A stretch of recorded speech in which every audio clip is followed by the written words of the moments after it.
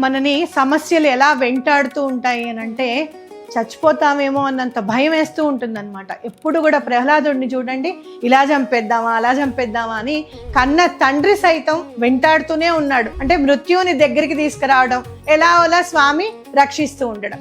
మరి అలాంటి హిరణ్యకశిపుణ్ణి ఈ స్తంభంలో ఉన్నాడా అంటే నరసింహస్వామి నేను ఉన్నాను అని చెప్పి వచ్చి చంపేశాడు. అంటే మనం చూసుకుంటే గనక మన సమస్యలు ఎలా వెంటాడుతూ ఉంటాయి అని అంటే ఇవాళో రేపో మన పరువు పోతుందనో, లేదు అంటే ఇవాళో రేపు మన ప్రాణం వదిలేయాల్సి వస్తుందేమో అన్నంత విధంగా వెంటాడుతూ ఉంటాయి. అలాంటి సమస్యలను తొలగింప చేసుకోవాలి అని అంటే నరసింహస్వామి కాళ్ళు పట్టుకోవాల్సిందే. అలాగే సుదర్శన నరసింహ హోమం గనక చేసుకుంటే గనక ఎలాంటి కర్మ దోషాలైనా కూడా తొలగిపోయి నరసింహస్వామి యొక్క అనుగ్రహం కలుగుతుంది.